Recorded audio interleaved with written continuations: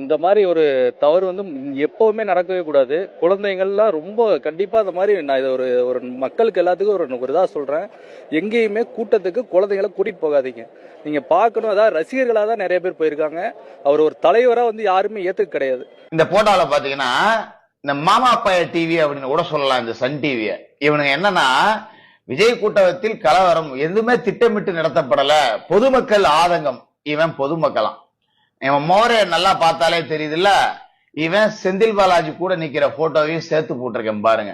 முழுக்க முழுக்க செந்தில் பாலாஜியோட ஆட்கள் அதுக்குள்ள ஊடுருவி இருந்தாங்க அப்படிங்கிறதுக்கு இந்த ஒரு புகைப்படம் அப்படிங்கறதே ஆதாரம். கூட்டம் இருக்கும் போதே செந்தில் பாலாஜியோட அல்லக்கை ஒருத்தன் வாலண்டியரா மாட்டிக்கிறான். இது எப்படிங்கிறது? ஒரு தப்பு செஞ்சவன் எப்படி இருந்தாலும் தடயத்தை விட்டுருவான்னு சொல்லுவாங்க பாத்தீங்களா? இவனா வாலண்டியரா மாட்டிருக்கான் பாருங்க. இவன் செந்தில் பாலாஜியோட அடிப்பூடி. இவனுக்கு விஜய் கூட்டத்துல என்ன வேலை? சம்பளத்தை வாங்கிட்டு 1x போட்டுக்கலாம்.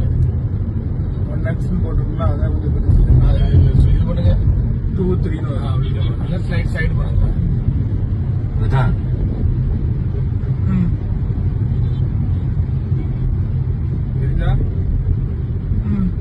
லைட் போட்டு ஆனாங்களோ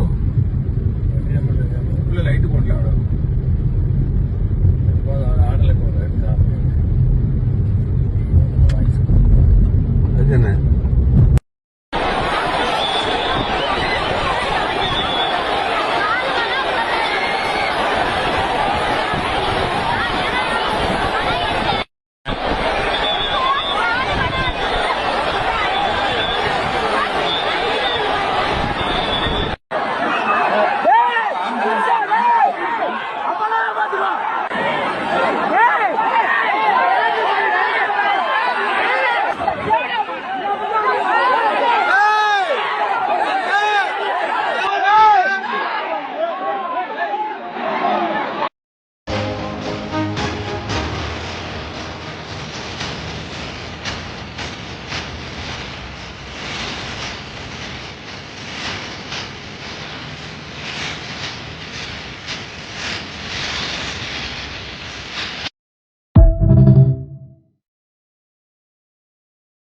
சுடுகாட்டுக்கு சொல்லியாச்சா? சொல்லிருக்கீங்க சார். சார் எரிக்கிறோமா புதைக்கிறோமா சார்? ஏற்கனவே எரிஞ்சு தானே, புதைச்சிடலாம். சரிங்க சார். ஏன் மாட ரெடியா? சீக்கிரம். எல்லா அழுது நாக்கு வறண்டு கிடக்கு. காஃபி போட்டு கொடுங்க. அப்புறம் மஞ்சு அம்மா வீட்டுல சொல்லி ஒரு 30 பேருக்கு சமைக்க சொல்லிடு. ஹலோ